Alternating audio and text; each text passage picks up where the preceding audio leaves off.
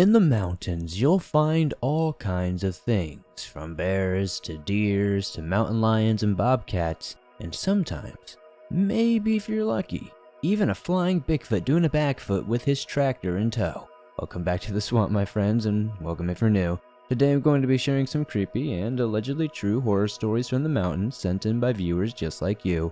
As always, if you have a story that you would like to share in a future episode, be sure to submit it at swampdweller.net or the Reddit r/thedarkswamp. I'd love to share your story with everyone here in the swamp. Now, without further ado, be sure to elbow that like button so it really feels it, subscribe if you're new, it really helps the channel grow, and get ready for these creepy and allegedly true mountain horror stories that'll freak you out tonight.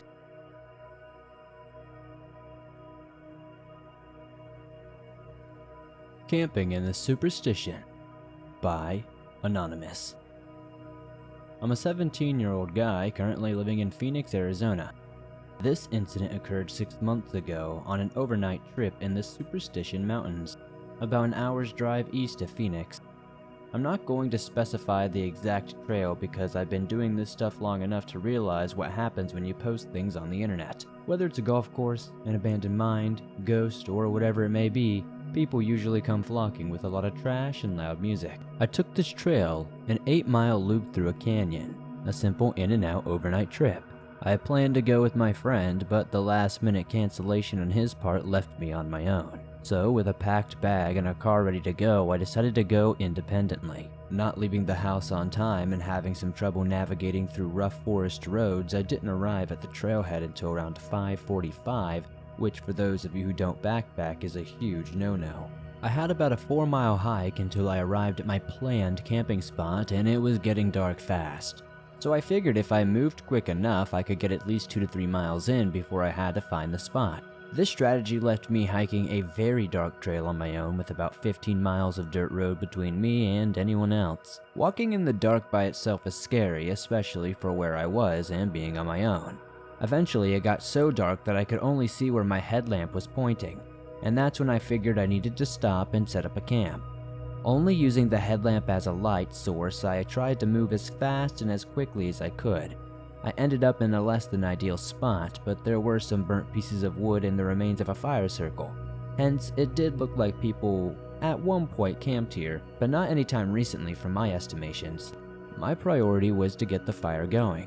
I scanned the area around me and found some dry wood, and I got the fire going relatively easily.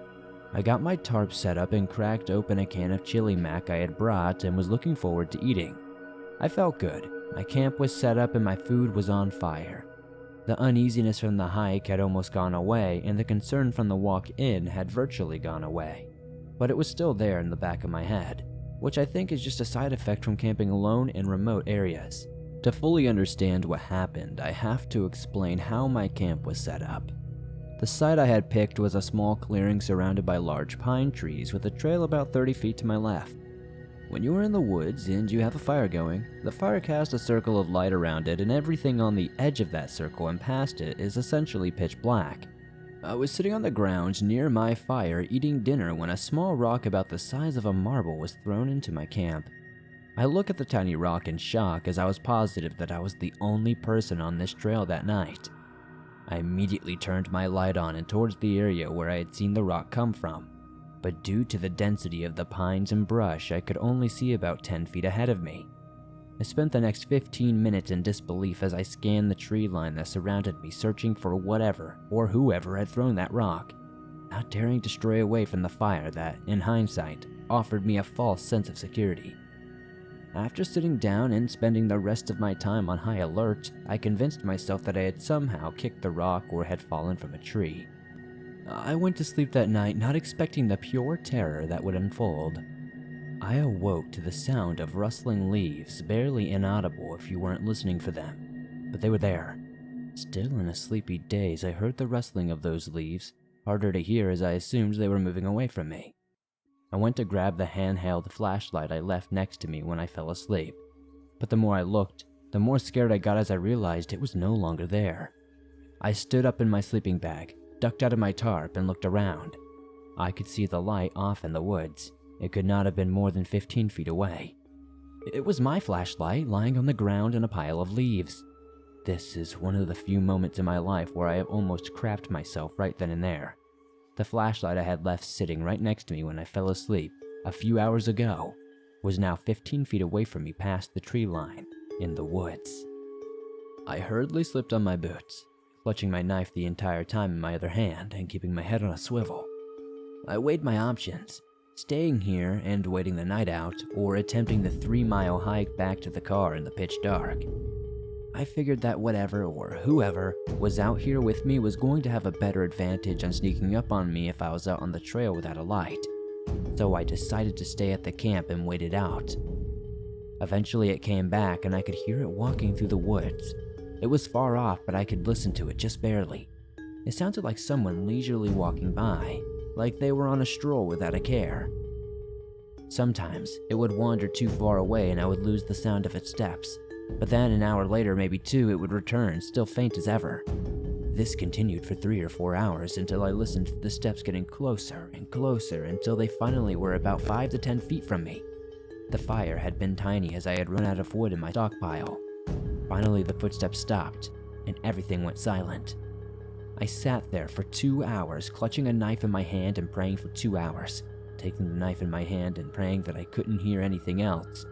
I stayed like that until the sun illuminated me to see that I was alone at my campsite. I packed my things up immediately and sped walk out of there. I don't think I have ever taken down a 3-mile hike that fast in my life. Finally, I arrived at the empty dirt road where my car was parked and nearly sprinted to it as I unlocked my Subaru, jumped in and drove. I didn't stop until I had put at least 20 miles between me and that place. I stopped at a gas station in Apache Junction to buy a Red Bull, but mostly to see and talk to another person. As I exited the store, I read what was written in the dust on the back of my window. Sleep well? Many weird things have happened to me on my various adventures through Arizona, but this is the most mysterious and, quite frankly, scariest, so I thought I'd share it. There is a seriously deranged person living in the Superstition Mountains. Do yourself a favor and stay as far away from those mountains as possible.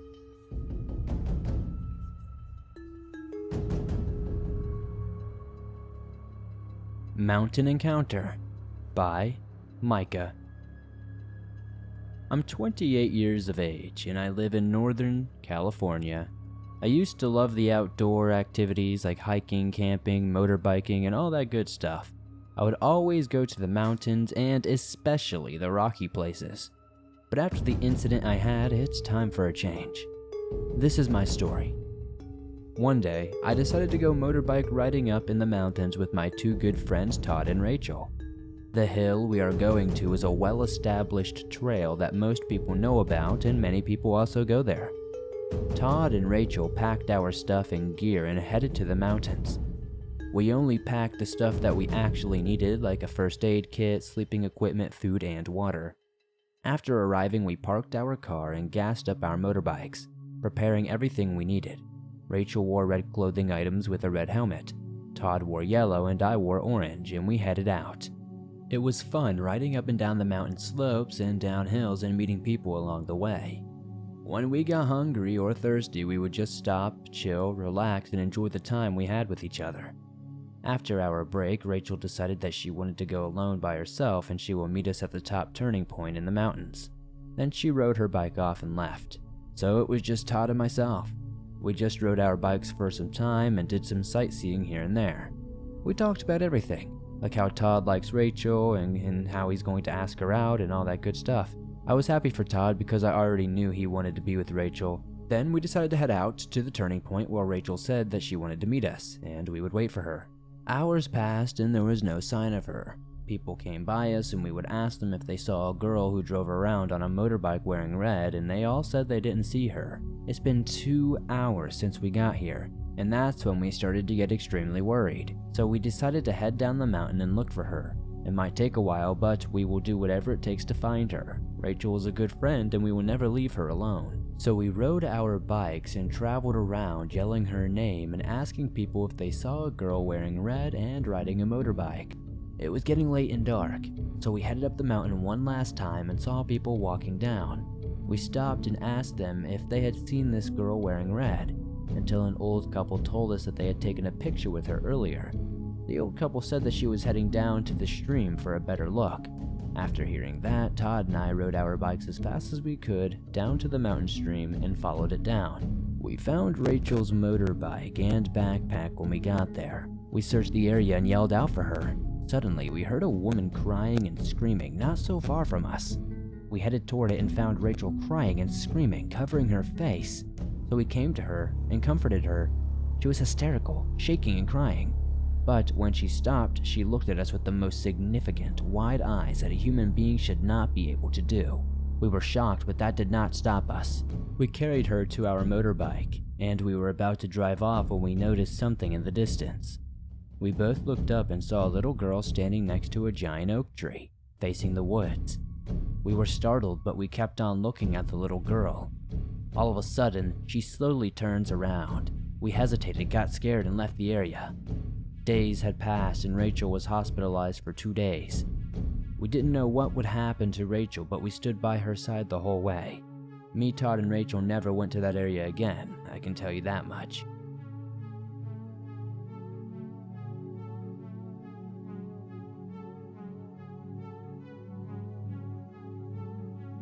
My True Creature Encounter by Vic75. When I was 7 or 8 years old, I had a disturbing encounter with some sort of creature or entity. I lived in the Appalachian mountain range of Pennsylvania. It was November, around when daylight saving time occurred. I remember it was supposed to be a school day, but since the heavy snow, the buses could not drive out in the morning, so school was canceled for a snow day. I was excited to spend the rest of the day in the snow. We had an acre of property going quite far back into the woods. I walked deep into the forest to a small frozen pond past my property line in the mountains. All of a sudden the woods went dead silent. No birds, no wildlife scurrying around, absolutely nothing. I remember thinking this was strange, but I kept walking to make it to the pond. I should have turned around right then and there, but I was a naive kid. After I reached the pond, everything was still completely silent and the hairs on the back of my neck felt like they were rising. I started to get frightened, but I didn't know why. I felt like something terrible would happen to me if I didn't leave then. So I decided I was going to sprint back home. As I arrived in my backyard, I realized it was terribly late, and the sun was setting. My mom came running outside asking where I was all day and never disappeared like that again, scolding me. None of this made sense to me because I had only been gone for like 20 minutes. I left my house with snow gear on at 10 a.m. right after the snow day call. It was almost 8 p.m. when I'd finally gotten home, meaning I had been gone for 10 hours somehow. I have no idea how or what happened to me in those mountains. I remember only being out there for such a short period. I don't know if this was some sort of missing 411 type thing. Did I go through some sort of time portal? I don't know. If anybody has any idea, I would love to know in the comments though.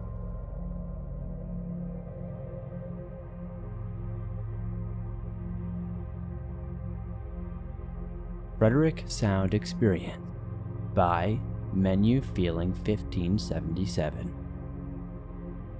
When I was in 7th or 8th grade thereabouts, our school had an early summer trip where they would take 10 kids who signed up and 4 adult chaperones to keep them wrangled up in the Frederick Sound of Alaska for 3 weeks total.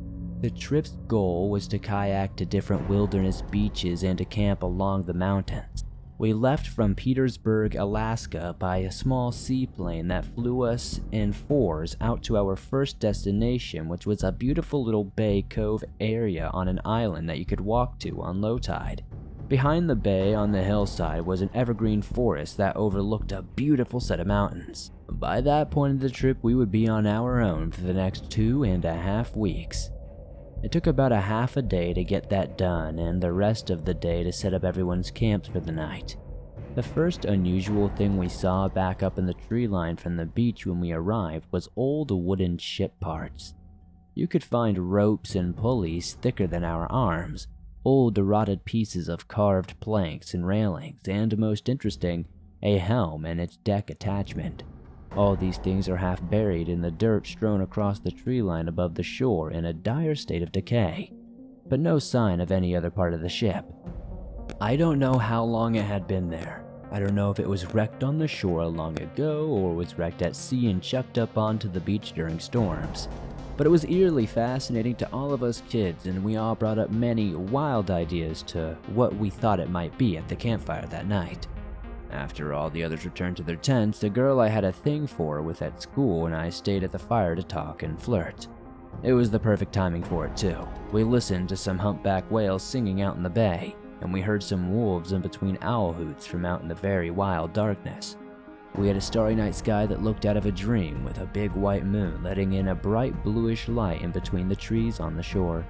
Both of us were finally getting tired around what must have been 1 or 2 a.m., and we ran out of the easily found wood to chuck up on the dying fire. We headed back to our respective tents. The tents were set up in a line of trees, a line running from the beach into the woods. The girls' 2 tents were right against the sand. The chaperone's tent was a couple of yards away from that, and our boys' 2 tents were just a couple of yards further. We were the furthest into the wood. The moonlight made it easy for me to find my way back to my tent, but once I entered the tent, I didn't see where my new friend Alex was sleeping, and I accidentally woke him up. Now, Alex and I had just become friends on that trip. However, we did kind of know each other from some classes, and in the hallways, we didn't really know each other that much. We just hung out in different social groups. We didn't hang out before this trip.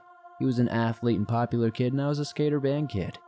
Still, we both loved the outdoors. He asked me what the hell I was doing back so late, and he was giving me a grin as I said I was still at the fire with Lisa. He immediately sat up and wanted to hear more.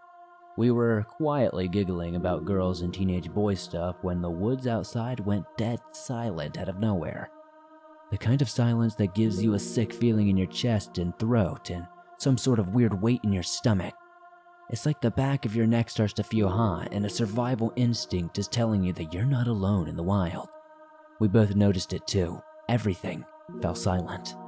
The only sound we could still hear beside the distant roll of waves was inside of our tent. Our other tent mate, Sam, had been there the whole time and was still snoring away like a chainsaw. Funny, right? Except we were more worried about why things had gone silent outside. We felt uneasy about it and decided to listen for a couple of minutes, and that's when we heard it. Now, the side of our tent with the door was facing toward the other tents and the shore.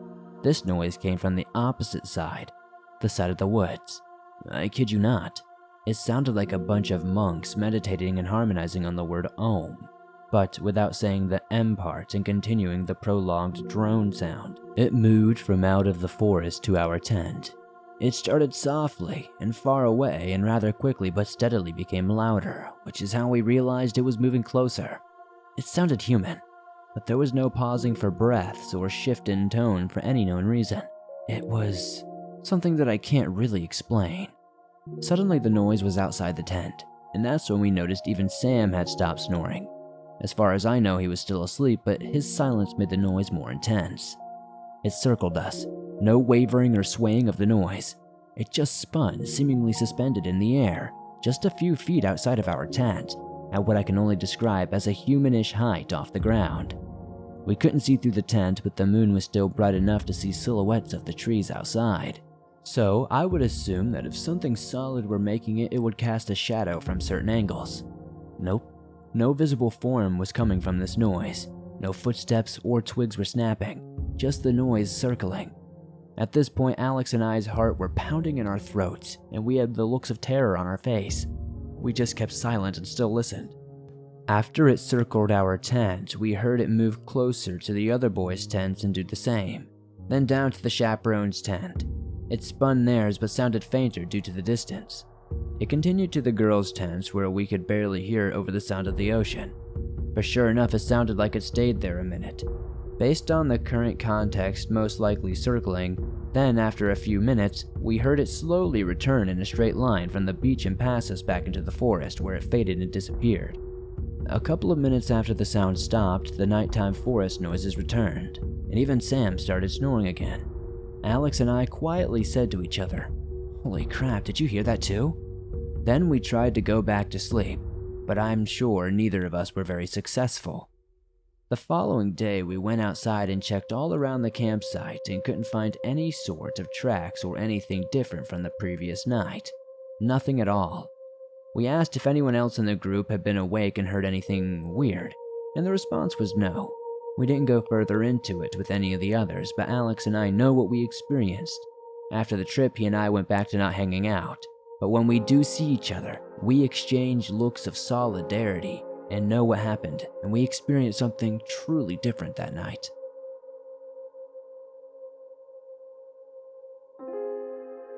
Thanks for listening to these creepy and allegedly true mountain horror stories sent in by viewers just like you. As always, if you have a story that you would like to share in a future episode, be sure to submit your story at swampdweller.net, or you can send it in on Reddit at r/thedarkswamp. If you enjoyed these stories tonight, please be sure to elbow that like button in the face to let it know that you really liked tonight's stories. What says that more than a bloody nose? Be sure to subscribe if you're new, it really helps the channel grow. I'm very close to 300,000 subscribers, I'd love to try to hit that by the end of the year. If you're on the go but don't have YouTube Premium but still want to download and listen to your favorite Swamp Dweller scary stories no matter where you are, you can download them absolutely free from Spotify, Apple Podcast, Stitcher Radio, Google Podcast, and pretty much anywhere else you find your favorite podcast online. I would be very honored if you would give us a 5-star rating on those platforms as well, as it helps us grow over there. Thank you guys so much for the support. I really appreciate you guys dwelling in my swamp with me. If you made it to the end, be sure to let me know what story was your favorite tonight and comment the code word sparking dog to let me know that you made it. I'd love to see you all in the comments. I'll see you all soon with another creepy episode.